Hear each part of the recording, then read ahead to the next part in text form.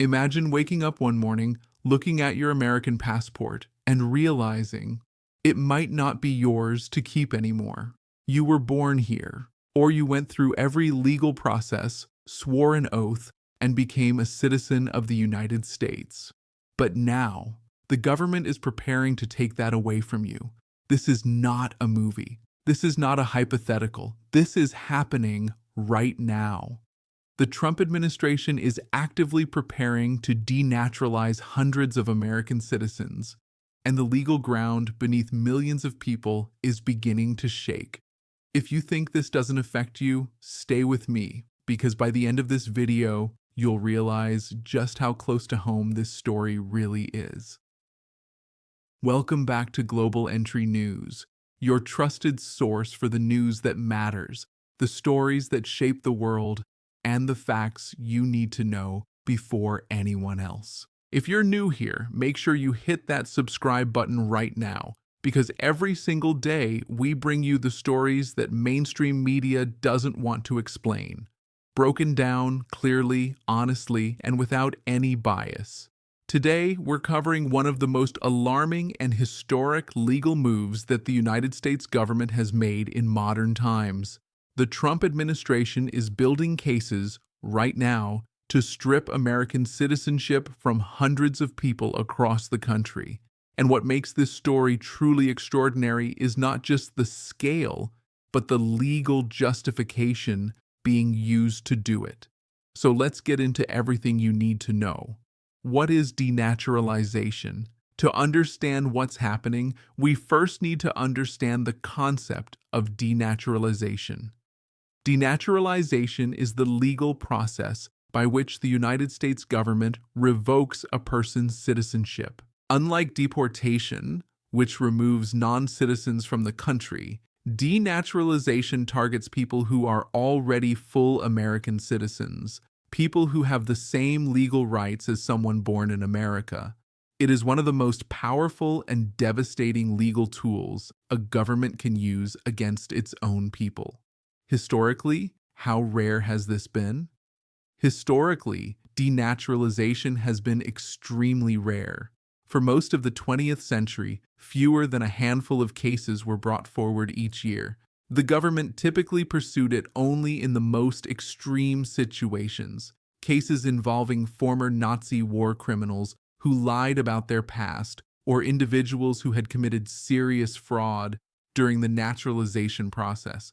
It was never meant to be a tool of mass enforcement, but that is now changing. What the Trump administration is now doing. Reports are emerging from inside the Justice Department and Department of Homeland Security that the Trump administration has directed federal attorneys and immigration officials to build active legal cases against hundreds of naturalized American citizens.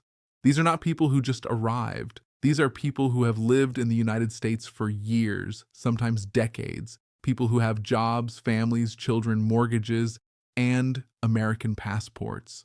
On what legal grounds? The legal argument being used centers on a concept known as procurement by fraud or willful misrepresentation. Under U.S. law, if someone obtained their citizenship by lying or withholding information during the naturalization process, the government has the authority to revoke it. The Trump administration is applying this framework broadly, arguing that certain individuals, at some point in the process, failed to disclose something, did not accurately represent their background, or were involved in activities that should have disqualified them. Critics, including many immigration attorneys and former federal judges, argue that the administration is stretching this legal doctrine far beyond its intended purpose. They say that minor administrative errors, technicalities, or information that an applicant did not even know was relevant are now being used as grounds for full citizenship revocation. That is a terrifying expansion of government power. Who is being targeted? This is where the story becomes even more troubling. The targets of these denaturalization efforts are not random. Reports indicate that the administration is focusing heavily on individuals from specific countries and communities, including people from Muslim-majority nations, individuals from Central America and the Caribbean, and in some cases, people who had prior contact with federal immigration authorities years before their naturalization was approved. Civil rights organizations have raised serious alarms, suggesting that this is not simply about legal compliance, it is about targeting communities. Operation Janus and the Denaturalization Task Force. It's important to note that the infrastructure for this campaign did not appear overnight.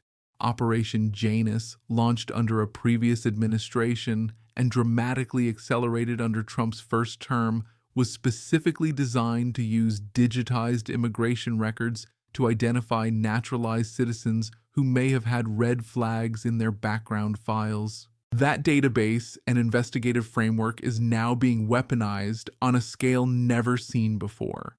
What we are witnessing in 2025 and beyond is the full activation of that system. What happens when someone is denaturalized? If the government succeeds in denaturalizing an individual, the consequences are immediate and severe. That person loses their American citizenship instantly. Their passport becomes invalid. They lose the right to vote, the right to run for office, and in many cases they become immediately subject to deportation proceedings, sent back to a country they may not have lived in for 20 or 30 years. Their children, if they obtain citizenship through their parent, may also be affected. Families are destroyed. Lives are erased. Federal courts have already begun to push back. Several judges have questioned whether the government's use of denaturalization in these cases meets the constitutional standard. The Supreme Court has historically placed a very high burden on the government when it comes to stripping citizenship, holding that citizenship, once granted, is one of the most precious and protected rights a person can hold. Legal battles are now being fought across multiple federal districts, and the outcomes of these cases will define the boundaries of citizenship itself for generations to come. The broader political context. It would be impossible to understand this story without understanding the broader political environment in which it is happening. The Trump administration has made immigration enforcement the centerpiece of its domestic agenda. From border wall expansion to mass deportation operations to the targeting of sanctuary cities, the push to reduce the foreign-born population of the United States is relentless and systematic. Denaturalization is the next frontier. It is the administration's way of saying that even legal pathways to citizenship are not permanent, that no one is truly safe. That message, intentional or not, is sending shockwaves through immigrant communities across the country. What is happening right now in the United States is not just a political story, it is a human story. It is a story about what citizenship means, who it belongs to, and whether the promises made by a nation to its people can simply be taken back. The outcome of these denaturalization cases will shape American identity for decades. Every naturalized citizen, every immigrant family, and every person who believes in the permanence of legal rights should be watching this story very closely. At Global Entry News, we will continue to track every development, every court ruling, and every new case as this situation unfolds. Because this is not a story that ends today. This is a story that is just beginning. If this video gave you something to think about, share it with someone who needs to see it. Drop your thoughts in the comments below. And if you are not yet subscribed to Global Entry News, now is the time. Because the stories we are covering today are the stories that will define tomorrow.